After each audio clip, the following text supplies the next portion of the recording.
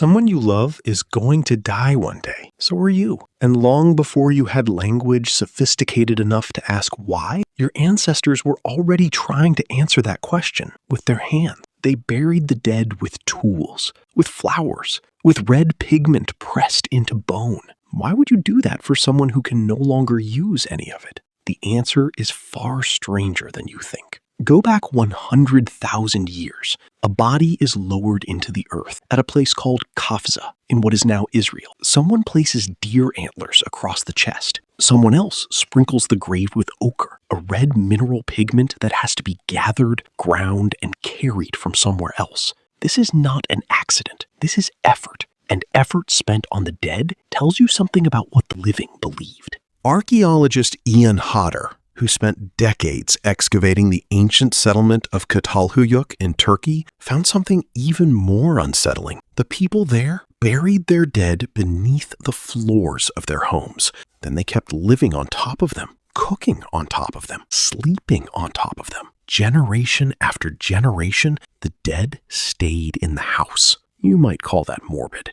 They called it staying close. Because for most of human history, death was not an ending. It was a change of address. Paleoanthropologist Eric Trinkhaus studied Neanderthal remains found at Shanidar Cave in Iraq, where bodies were arranged deliberately, some resting near clusters of pollen that suggest flowers may have been placed at the grave. The debate over exactly what happened there continues, but the pattern across nearly every early human site tells the same story. Bodies were positioned. Objects were included. Care was taken. Why would a species fighting for survival every single day spend its limited time and resources on someone who could no longer contribute? Because your ancestors were not just burying a body. They were answering a question that still keeps you up at night. Where do you go? Across nearly every ancient culture we have evidence of, the answer was somewhere, not nowhere. The Egyptians believed the soul, the Ka,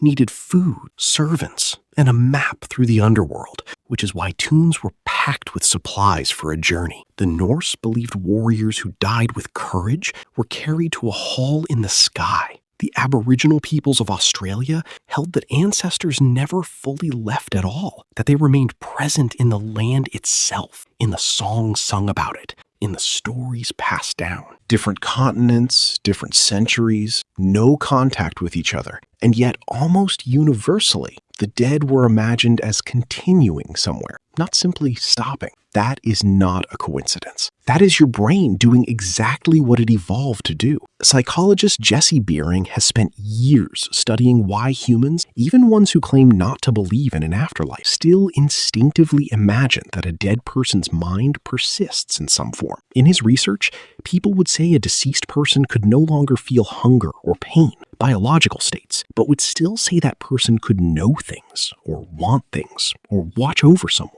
Your brain struggles to simulate its own non-existence. So instead, it quietly edits the story. It keeps the mind running in the background, even after the body stops. You have never met a mind you could picture as simply gone, have you? This is not superstition layered on top of intelligence. It may be a side effect of the very intelligence that lets you plan, imagine, and understand other people's thoughts in the first place. The same machinery that lets you guess what your friend is thinking right now is the machinery that refuses to fully shut off when that friend is no longer there to think anything at all. So the ochre at Kafza, the floors at Çatalhöyük, the flowers at Shanidar, none of it was really about death.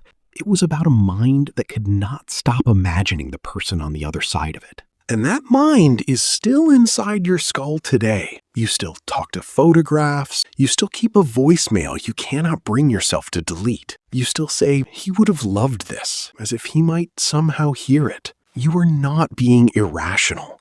You are doing exactly what every human before you has done for at least 100,000 years. Someone you love is going to die one day. So are you. And when that happens, some part of you, the same ancient part that once pressed red pigment into a stranger's bones, will refuse to believe they are gone at all.